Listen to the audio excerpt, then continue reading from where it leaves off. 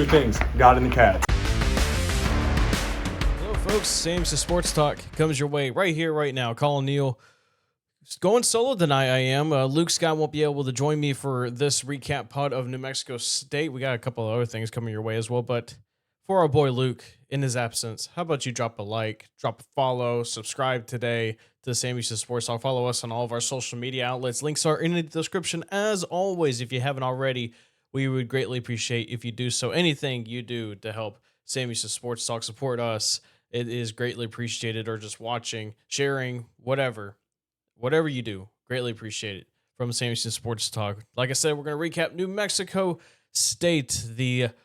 That game happened, didn't it, folks? 37-10 lost in Las Cruces, New Mexico. But we also have Monday Mailbag coming right after that. And then I got a very awesome interview with the Athletics' own Tobias Bass, previewing a little bit of an early preview for Sam Houston men's basketball. That comes your way after we discuss what happened in New Mexico against the Aggies. So let's go ahead and just dive right into it. Where do we start? You know, you look at the box score, you look at the first three quarters, it was close. It was very close.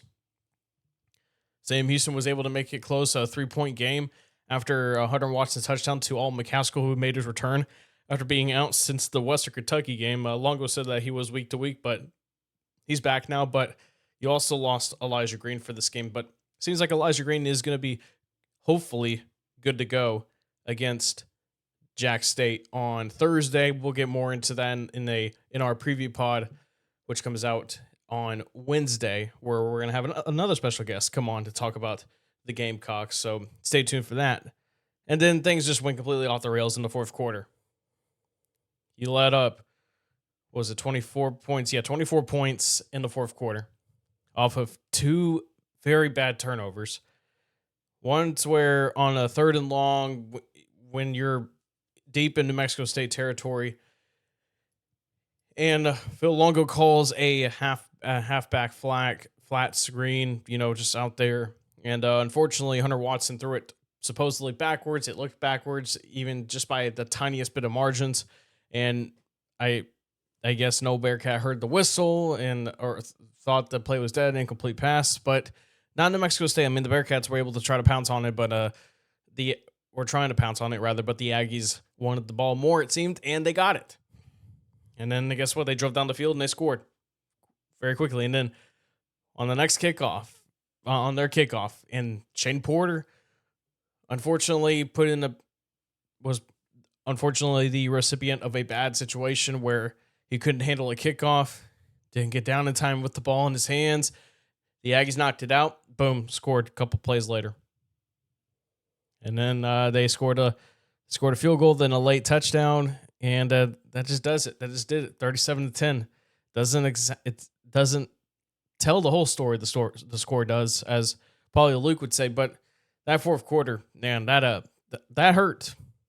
That hurt quite a bit. And at the end of the day, you might think at 37-10, that's not. I mean, Mexico State definitely dominated on other stuff, right? Well, you look at the team statistics just real quick. New Mexico State, 350 yards of total offense. Sam Houston, 313.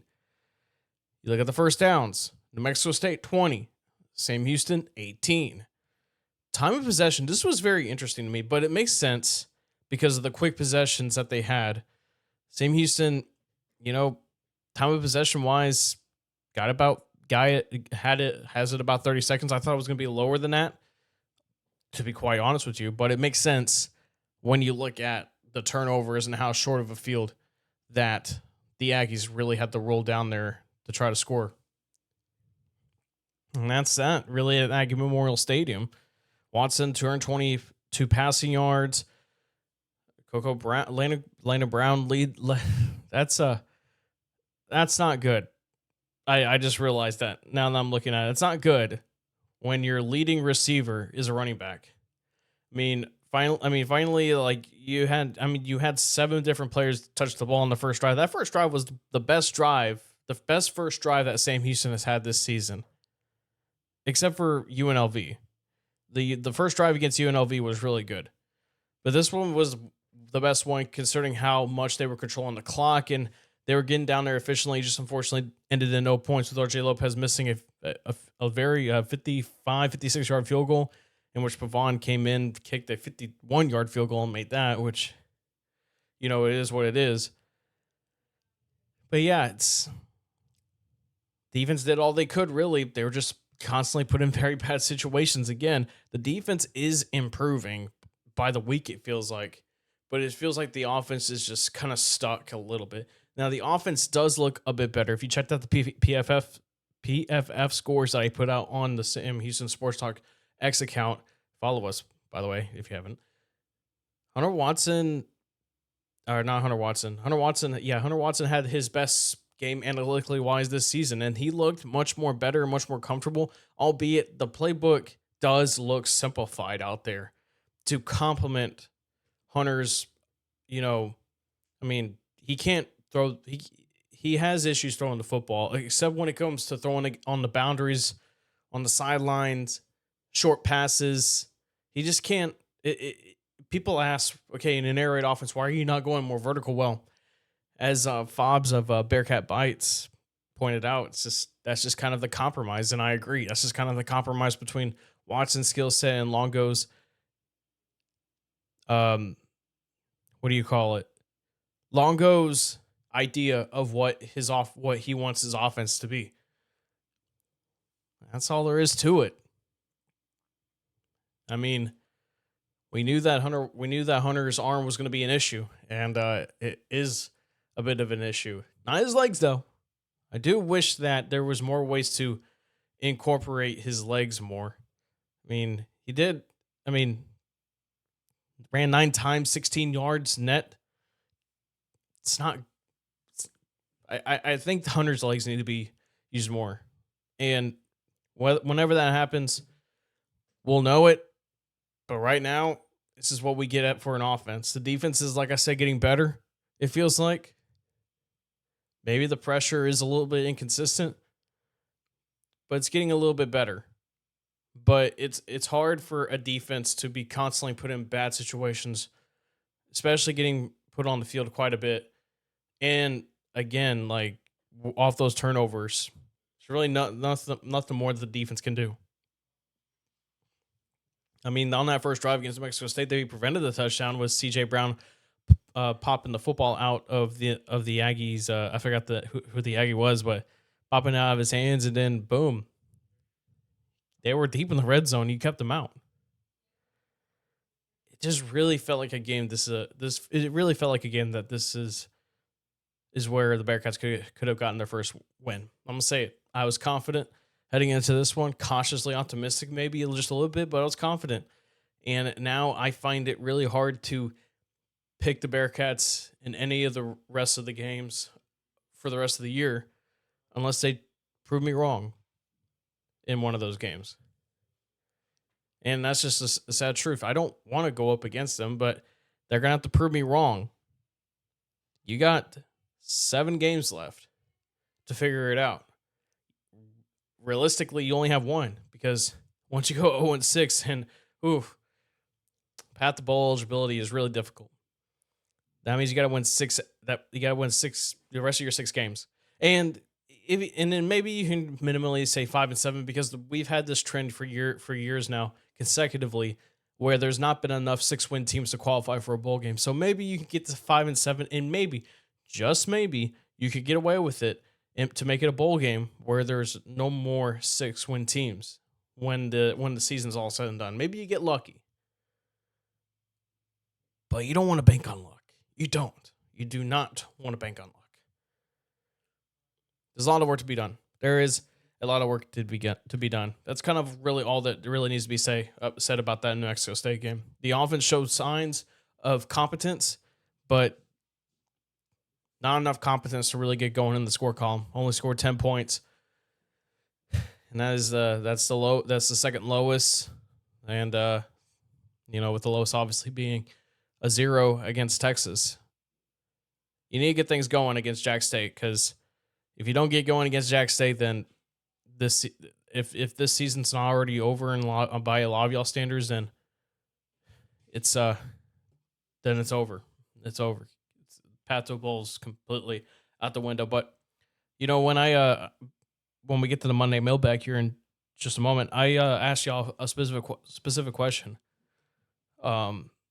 Did we underestimate how hard this season was going to be? Now, I think we did. I personally did. I thought that maybe that there's going to be some growing pains at first, and then things will eventually get going. But listen, when I talked to an NFL scout, not going to say the team, like I said, but I talked about this before. It's just a lot of new guys. There's a lot of new coaches as well. It's a brand new coaching staff, especially in this era of NIL, transfer portal, and the fact of how late Longo got hired, and the fact that he didn't really have a full staff really with him until maybe spring, maybe after that, officially at least. It's tough. I heard that when he got hired, it was just him, Zach Patterson, the offensive coordinator, and a couple of assistants. I could be wrong on that. Someone fact check me on that, please. But that's what I've heard. And the fact that it was late into the winter portal, and then the spring portal. I mean, the spring portal, you can grab some guys, but that's hard, especially when you're in a situation where you're not going to be playing at home for this season. I mean, put yourself in a prospective transfer portal player's footsteps. Oh man, I like these guys. I like the coaches and all, but we're not going to be playing at home. We have to go down south of 545, an hour and a half drive, depending on traffic, to play at Shell Energy Stadium, not at home. And then we have to travel to all these other places as well. And the NIL money is obviously not that good. Put that in perspective, especially not playing at home.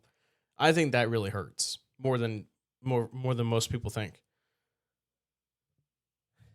And with the criticisms that Sam Houston is undergoing from not just current student population, but also alumni, it's just that. I mean, it's not the best situation in the world, and you can understand why that they were having a hard time bringing in some guys. Now, it won't be hard this time. They have a full staff. It's going to be one window, one portal window. And I think Longo can now fully do what he wants to do and try to bring guys in that he wants. Because I've seen a couple of times where people have called Longo a fraud. I'm kind of... I'm sorry, I can't really side on that. Personally speaking, I can't side on that, but this guy sent people to the NFL. Okay? This guy's done what not a lot of people have been able to say, is that they sent a lot of guys to the NFL. He's been at almost all levels. Starting with Sam Houston, of course, in the Southland, and SEC at Ole Miss, ACC at North Carolina. Now, this past stop before coming back to Sam Houston at Wisconsin and in the Big Ten was obviously not successful. But we talked about it before, where that was kind of a marriage that was already destined to fail. Can't turn Wisconsin, which was a historically power running team, into an air raid that easily. I think Longo probably needed one more year to really get things going on that front. And of course, Coach Fickle didn't want to waste his time and went ahead and let go of Longo. And then that so happened to be the time when Sam Houston and Casey Keeler parted ways, with it being revealed that Bobby Williams told Keeler to go look somewhere else because we're not going to be able to provide him what he wants, and that he was going to eventually get frustrated. We're not going to get into that. We could be sitting here talking for days, it felt like, about that situation. What could have been if that meeting never really happened, but maybe that needed to happen. Maybe we needed to go ahead and transition into a new head coach. We weren't expecting it that early. We weren't. But who else was probably going to take this mantle? I mean, maybe there was a couple of guys, but maybe they weren't qualified. Maybe they were too young. Maybe they just weren't the fit. Longo wanted to come in. He knew exactly what situation he was getting into. And right now, I'm standing by my original stance, is that I'm giving Longo all the grace he needs for this season. And there's some things I'm critical of. There's some things I don't necessarily like that he does. That doesn't mean I'm right, or that doesn't mean I'm wrong either. These are just basically my opinions. It's just, and with how the season's going, things that he does is put under a microscope by fans, by alumni, and by other people. We still got a lot of games to go, guys. We got 7 more games to go. It feels like we've already been through the gauntlet already, but man, we got 7 more games to go to further see exactly what Longo can do for the rest of the season. I don't think they're going to go winless. I think they are still going to win at least a couple of games. But man, my prediction of 6-6 was very optimistic, and it was at the time because I like to be optimistic. But right now, I'm trying to stay optimistic for the future because, man, we all thought that it was all burning down in 2023. Man, that season was cursed. That season was very cursed. Now this year is just, it's not cursed. It's just bad circumstances. And hopefully when the team's back at Bowers, the renovations are, if not all done, nearly done. Because I imagine they're still got to work on a few more things before it's totally complete. But let's see what happens. All right, let's go ahead and get to your Monday mailbag. Haven't done this one in a while. Let's go to Cats on Top. How much of the blame should be towards the administration for taking so long with the hiring process, resulting in a bad winter portal class?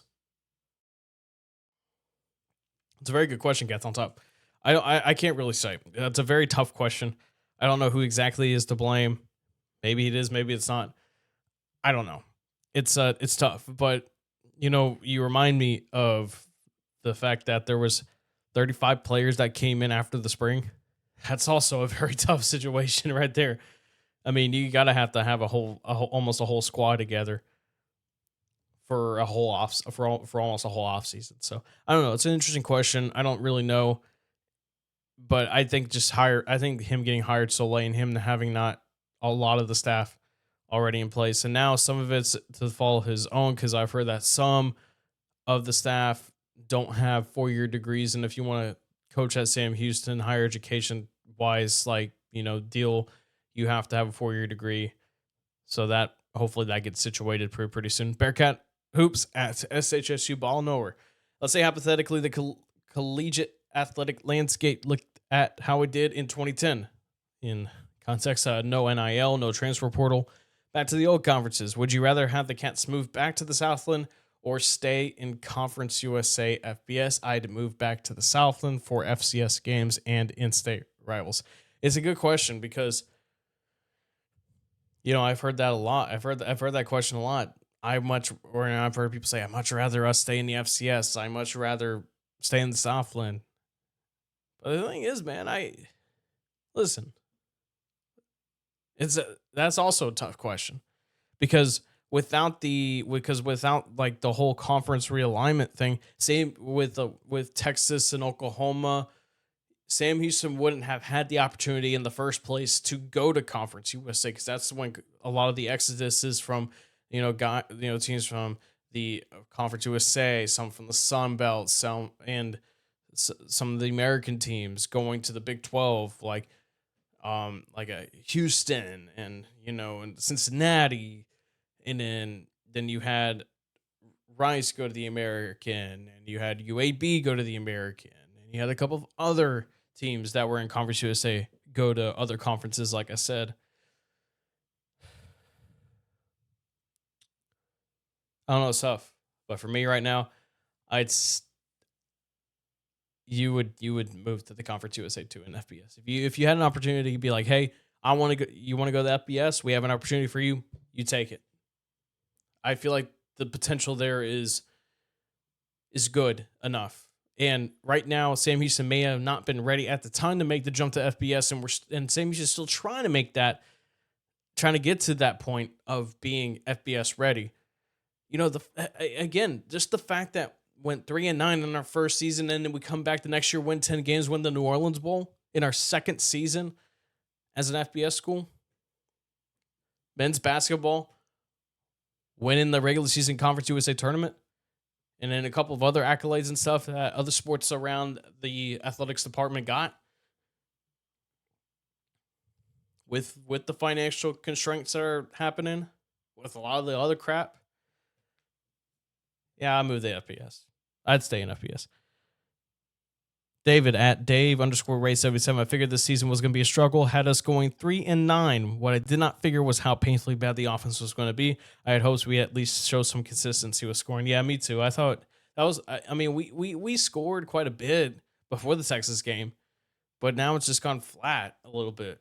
But hopefully, in due time, when things get, hopefully, consistency, repetition, not making mistakes, being competent.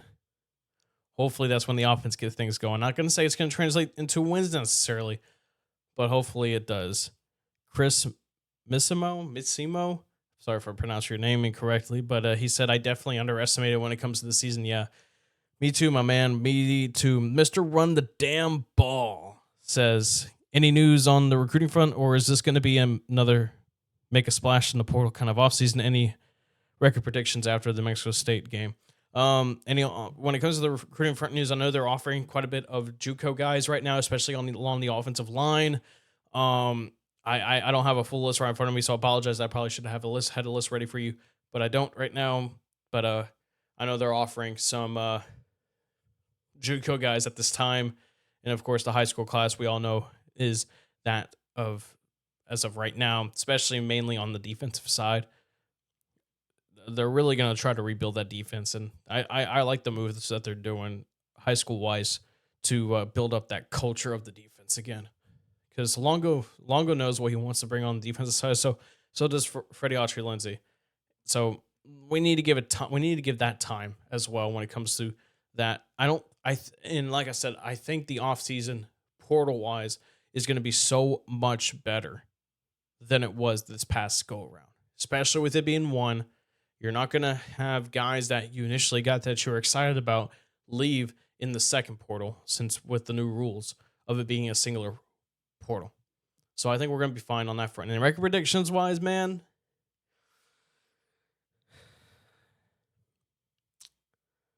I see 2 wins right now, maybe 3. And that's Middle Tennessee, FIU, and Oregon State. Although Oregon State's just a very eerie one because it's on the road in Corvallis. They did just fire their head coach though, so maybe there's something going on there. But if there's one thing about the football about football is for some reason that teams that fire their head coaches get rewarded a little bit sometimes by the football gods, as they say. Maybe UTEP could be a sneaky win. I feel like we're kind of a trap game for UTEP, mainly because it's a rivalry game. Rivalry games are always 50-50. So it could be interesting. That UTEP game could be interesting. But that'll do it for the Monday mailbag, and I'll do it for the football talk here on Sam Houston Sports Talk. Coming up next, and just to kind of put a bow on this podcast, got a great interview for y'all. Kind of a bit of a surprise, kind of a bit of an early preview for Sam Houston men's basketball. I reached out to Tobias Bass of The Athletic because he was at the first full practice for Sam Houston men's basketball. I asked him if he wanted to come on, and he obliged. I got to talk to him a little bit about specific players, especially on the transfer side of things. That interview comes your way right here, right now, next on Sam Houston Sports Talk. All right, welcome back to Sam Houston Sports Talk. Colin Neal. We are now joined by Tobias Bass. He's been covering college basketball at The Athletic for 3 years. He's been covering the sport since 2015. Tobias, welcome on. It's a few more weeks and college basketball will be underway, but I'm glad that you're hopping on to talk a little bit about hoops, especially some Bearkat hoops. Yeah, no problem, man. I'm super excited for the season to be back. I kind of feel like a kid in a candy store, when you're almost right there. I'm just ready for hoops, I'm ready for basketball to be back, so I can't wait. Well, you were at their first full practice about a week or so ago, just That's why I wanted to bring you on because this Bearcat team is kind of intriguing this year. I mean, every team's intriguing, no matter in one way or another. So we are going to say that every year. But you pointed it out before we started recording just how young this team is and all that. We'll get to that in just a little bit. But you went there to the first full practice. Just this kind of what was it like? What did you see out there, and what can you say about this team? They're just a young team. I think 10 of their guys are either freshmen or sophomores. You have a few transfers in there. Justin Begg from George Mason, Isaiah Manning from TCU, uh, Nate Cash, he came from LSU Alexandria, and a couple others. So I think their team's interesting. They are young, so there will be some growing pains, just dealing with the young team. But Coach Mudge and those staff, they're a great staff, great people. I think they'll get those guys right. You already mentioned one guy, Justin Begg, the George Mason transfer, Episcopal High School in Houston. He won a couple of state championships there. Just kind of what can you tell us about him because he seems like a guy that could start at the point. He's good. He's very dynamic, super intelligent, smart guy.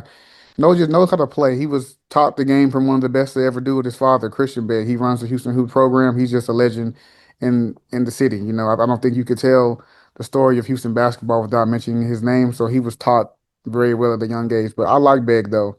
Um, I think I think he'll definitely should be the starter. But he'll be really good for the Bearcats this season. He just really knows how to play, cerebral, gets paint touches, can really shoot the ball very well. And we saw that at practice when I was there. He was probably the best guard on the floor, definitely in the top two. Yeah, it's interesting because he played 33 of 36 possible games last year for the Patriots. George Mason, who went all the way to the A10 final, and fortunately fell to VCU. I mean, VCU team was really good, but he seemed like a really good role player. I believe head coach Tony Skinn even like said that he's like just that playmaker. You can get on the floor, you get a quick bucket or make a quick pass. But it seems like that his passing ability is something that is a very key strength for him. Yeah, for sure. He really can make the right decisions in the pick and roll. So I would love to see, the bigs, they should love playing with him. They're going to get easy opportunities around the basket, lobs, floaters, whatever it is. So if you're playing with Beg and you're a shooter or a big, I would definitely wouldn't mind doing that at all. So now that it's before we get more into the players, now that Lamar Wilkerson is now up in Indiana, just kind of you know in a way, I guess I have to ask like just kind of how is the offense? Do you think the offense is going to be a little different, like how they set up like shots? Like, do you think the ball's going to be spread around a lot more? Just kind of what do you think the strategy for Coach Mudge is heading to the season, especially like you said with a bunch of young players on this team? I think, he'll probably have to run some things differently for sure, because you just don't have those veterans like you had in the past, right? Things will have to be a little different. But he's gonna run what he's gonna run. Those guys are just gonna have to learn it. You know what I mean? So there'll be some growing pains. It may be more simple to start the season off, but these kids are smart. They'll definitely get it down, and he does a phenomenal job of teaching them. So do the other coaches, like Coach Fobb does a great job. Coach White, etc. All of those guys, they really bring something to the table for our staff. So I have no doubt in my mind that whatever he wants them to learn, they'll learn it and get it down for sure. Tobias Bass joining us here on Sam Houston Sports Talk. So another guy that's coming in, a freshman, Jacoby Coleman. I mean, when people go online, they look at the roster from Fort Smith, Arkansas, but he played his ball at Dynamic Prep for Jermaine O'Neal, and just kind of talk a little about him. He seems like a pretty exciting guard coming in. Yeah, he probably was the best player that I saw when I was there. He was very good. They're gonna have to play him a lot. I just think he's too good to keep off the floor. He can really shoot the ball, tough, athletic. He's played in those big high stake environments before playing for Dynamic Prep. I think they went all the way to what the Final Four, the Elite Eight last year at the Geico last year. So he he's been in those high stake environments before, and I think that'll definitely carry over to Sam Houston State this year. So he's another one that I don't, they'll see how they do it with the minutes if he start, does he not, but they're gonna have to play him a lot. He's one that I would definitely keep an eye on if I was a Bearcat fan. And then it's also I mean you're turning away from the young guys for a moment. You now have graduate Damon Nicholas Jr. coming back. He tore his labrum last year, thus he couldn't play, and now he's back. From Duncanville, he's back. He's healthy. He's ready to go. I mean, hopefully everything goes as good as they can on the health wise side of things for Sam Houston. But how big is it to have a guy like him back for another year? Think it's important. One, he's just a winner, right? Like how many state championships did he win when he was at Duncanville? I mean, he's just an ultimate winning player. He does whatever he needs to do to win. And I think too, when you have such a young team, bringing back as many older guys as possible really matters. So he's been in that locker room before. He knows what coaches wants and what he expects, so he can help bring those guys along. Kind of be like a coach on and off the floor. So he's gonna play a big role in getting those guys ready for the season, even throughout the season. Another guy you mentioned, sophomore transferred from TCU, Mansfield, Texas native, Isaiah Manning. You know, he's Yep. 6'8", 225. At least that's what he's listed here on the roster. Just I would say he's the most interesting player on this team. Just kind of what can you say about him? He's talented. You know, when he's really on this stuff, he can really be an impactful player for you guys this year. When he's on this stuff, he's a really good rebounder, good motor, and a guy that's capable of, stretching the floor, doing a pick and pop, etc., like that. So if he locks into what he is, which is just a high motor guy playing hard, he'll be good. He'll be good for you guys. I mean, you saw it last year when he got minutes at TCU. He was one of the better rebounders on their team last year. So that should definitely carry over to this league. So if he just sticks to what he is, trust the process, he'll be a really good player. And of course, the one with the best name on the team, good old Po Boy King from Yeah. the North Carolina Central transfer. He had all MEAC honors there for his time there for a couple of years. North Carolina native. What can you say about him? He can really, really score. I think he averaged 16 a game last year. Um, Want to see how they use him because he can shoot it. When I was watching, they were bringing him off a bunch of pin downs, tunnel screens, things like that. So he can really, really shoot it. And he may be probably their leading scorer, definitely in the top two to top three. But I like him. He has a very interesting name, Pro Bowl King. I would love to see every NIL shop around, Huntsville should probably give him something. If you have a poor boy, you should call Poor Boy King for sure. But he's a really talented player, and I thought that was a big gift for them. You know, that kid could have went anywhere, could have went somewhere else, but for them to get him there in Huntsville was a big get. Well, you see a guy with stats like Po Boy, and you could say that for about anybody. Just what else do you think makes him that special where he could have gone anywhere else? Just his ability to score. When I say anywhere, there might have been within reason, right? But people that average 16.7 points a game, they probably are capable of going somewhere else, But for Mudge and them to get him there, get him on campus, he really liked what it was, and he liked how they're going to use him. I think that's a testament to that staff to be able to get him in. Probably in for me my favorite acquisition. No disrespect to the other guys, but cashing that from LSU Alexandria. He's I saw that they got him. He's committed. He's going to come to Huntsville. I saw his highlight reel, and it's this dude can jump out of the gym. Like it's insane that he goes up there, not afraid of contact. A really good rebounder as well. I feel like you kind of have to have this guy, this kind of guy on your team, just one that you can just put in there and be that athletic freak. Yeah, no, he's really tough. He's probably the toughest guy on the team, just an animal pit bull. He really wants to guard, really challenges those guys and bring out the best of them. So yeah, he'll be a good player for them. He's another one that he hasn't played on the D1 level yet, but he just plays super hard. That's one thing you can always expect from him. He's worth the price of admission as far as him playing. Every single game, every single practice, he's going to bring it. So he's definitely one that coach loves him and he's going to play next year. Another guy that I like too was he was interested in me was Matt Dan, the big 7 footer from Canada. He can really shoot threes. Good motor. I like him. I want to see how much he plays, but he's interesting though. He's one that I was watching him. I said there might be something special, right? They might have hit the jackpot. I don't know if it's this year or next year, but he's talented though. I liked what I saw from him. Yeah, he was at the under 18 or under 19, excuse me, FIBA America Cup, I believe it was, and so he got playing time there. So he's getting some national recognition from the Canadian National Basketball Association, I believe that's what it's called.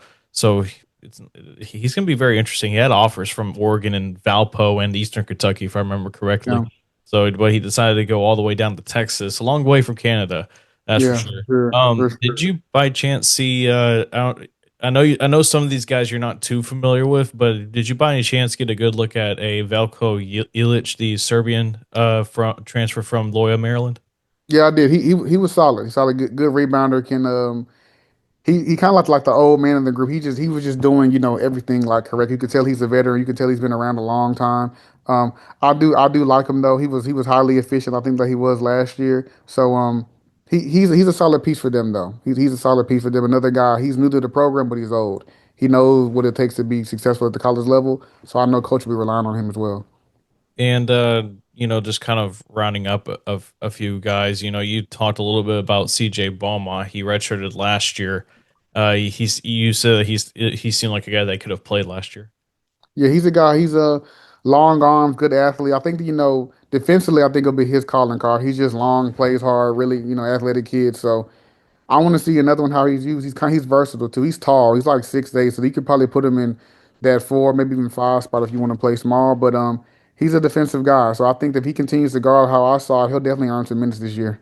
Tobias Bass joining us on Samson Sports Talk. Kind of, there's another thing I wanted to, you look at the guards. You got Noah Benny from Sugarland, from Fort Bend Christian Academy. Yep. Beaumont's listed as a guard, but he's 6'8", so I think I would list him more of as a forward. But you have Jacoby Yep. Coleman, Cashy Nat, Justin Begg, Nathan Wynn from St. Thomas Episcopal High School in Houston. And then you keep going down Jackson Rogers, Damon Nicholas Jr., Po Boy King, and Jacob Walker from Memphis, Yep. Tennessee. There seems to be kind of a point of emphasis on the guards this year. I do think though you do need really good guard play if you do want to Yep. try to do something in the not just in your conference tournament but also in a potential NCAA run. Yeah, I agree. I mean, guards win you games. Yeah, you have to have, especially the way basketball is played now, you have to have good guards. And one we haven't talked about yet was Jacob Walker, the freshman from Sunrise. He's good.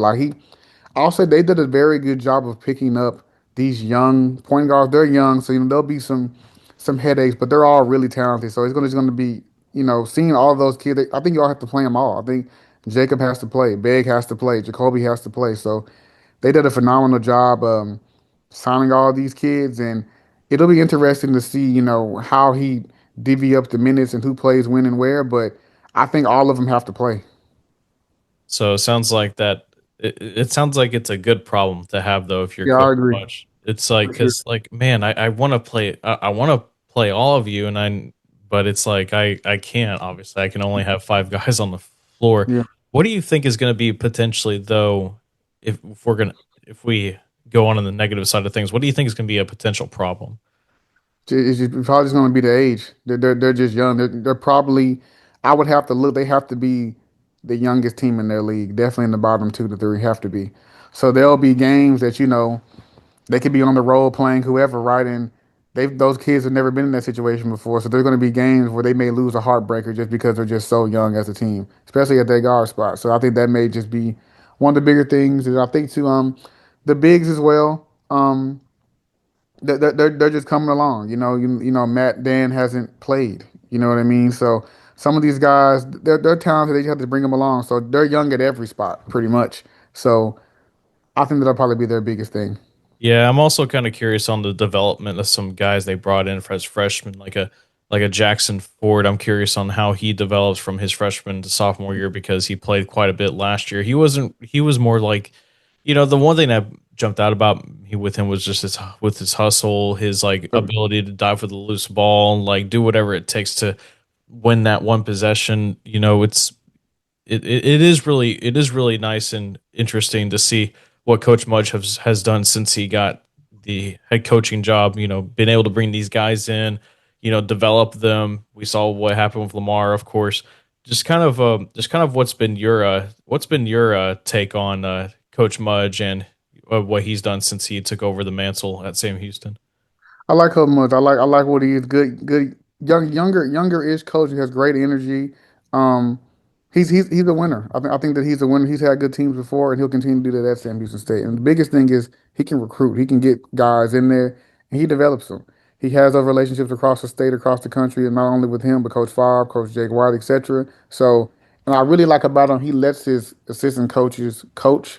Sometimes you won't see coaches, they're going to want to control everything. He lets those guys teach them, and he lets those guys be a part of the whole experience. So they're not only learning from him, but they're learning from the other coaches as well. So he has breakout sessions where he lets Coach White, Coach Fobb, whoever it is, teach what they're teaching, whether it's offense or defense. And I think that really plays a big role that those guys, that he trusts them to not only teach what he wants to do, but the kids, I think, respect it as well.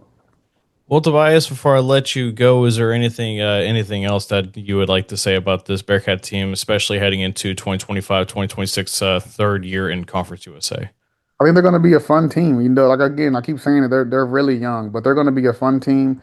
Really, really good young guards for the future. So if Mudge can continue to keep those guys and develop them, they're going to have some dynamic guards on their team. I think especially Coleman, Begg, and Jacob Walker. I like those three a lot for sure. Matt Dan's a very interesting prospect. They have a bunch of young teams, so they're a team for the future, but I think it's interesting because some teams that are built like this, they have a bunch of old guys, so you won't see the young guys play. But these guys, they have to play. I think all of them have to play. So you're going to see the future in front of your very eyes, literally. So I would definitely be at all the games if you can go to them and just watch those guys grow up in front of you. Like to thank Tobias Bass, not Harris, like I messed up in the first take of this. But like I said, he's been covering college basketball since 2015 for 3 years at the Athletic. You can follow him on his social media on the links in the description. Tobias, I appreciate you for hopping on, man, and hopefully it's another fun and exciting year of college basketball. Yeah, for sure thing, man. Thanks for having me on. Whenever you want to bring me on again, just let me know. Sure, thank you. And one more thing that we discussed, and it was off air before and after we started recording. I just forgot to ask Tobias about this about Czech Njai, but I asked him about Czech because I saw him a few weeks ago. It was my first time seeing him since the end of last season, and man, guys, he's gotten big. He has gotten physically better. He's yoked, and man, he's gonna be a physical presence down low. If we saw what he could do last year down in the post, he's gonna be pretty it's gonna be pretty hard for opposing players going up against him. Now, the one issue that Bass said that he has that, all the other bigs have, of course, is that it's catching the pass when he gets in the post. We saw issues of that last year with Czech and Sacco, but Czech obviously has more projectability because he's younger. He's a true sophomore coming into this year. I'm pretty excited to see what he can do. But once again, thank you to Tobias Bass for joining me on CMC Sports Talk. Before we wrap things up, just wanted to give you a quick look around of Bearkat Athletics. Soccer went one win and unfortunately one loss this past week. They got a winner against Middle Tennessee 1-0 thanks to Taylor Vance, who got the goal off of a corner kick, just one touch, beautiful. But unfortunately, Western Kentucky got a 90th minute goal to win it on their end and to hand the Bearkats their first loss of Conference USA play. The Bearkats will have just a one home game this week, which will be on Saturday against the UTEP Miners at home at Pritchett Field. They will then go on a 3-game road stretch against FIU, Missouri State, and Liberty before the Conference USA tournament, November 2nd, November 7th. The Bearcats seem to be in good position, though, heading into this last stretch of games, these last 4 games. If they can just at least keep on doing their business, keep doing their thing, they will be in the Conference USA tournament. Looking at women's volleyball real quick, they are starting Conference USA play 0-4, losing 3-1 in both their matches against the New Mexico State Aggies in Las Cruces, New Mexico. They are back home though for a 2-gamer against FIU October 10th and October 11th. 6 p.m. Central Time on Friday, 1 p.m. Central Time on Saturday. Just to repeat, and by the way, soccer is at 7 p.m. Central Time on October 11th. But Bearcats on all ends are going to be looking to get back in the win column this week. And baseball had their exhibition game against Texas A&M, losing, of course, 22-7. If you haven't already seen it, but there are some things that I heard that I like to line. We'll have an interview soon. Don't know when, but soon on what was going on in CSTAT with the baseball team and how they could be definitely, from what I heard, definitely better, hopefully, than last year. But that'll do it for us Same as Sports Talk. Calling Neil. Once again, Luke Scott wasn't able to join me. So please drop a like, drop a follow, subscribe, and follow us on Spotify as well. Follow us on all of our social media outlets as well. Just do whatever you gotta do. Even if it's tuning into this podcast for 1 second, anything, sharing this pod, whatever. I mean, just whatever helps us here at St. Lucie Sports. So we appreciate y'all's support as always. And once again, I'm Colin Neal saying so long for now. You've been listening to Sam Houston Sports Talk, your home for all the Bearkat talk. And as always, guys, eat 'em up, cats, and 2 things.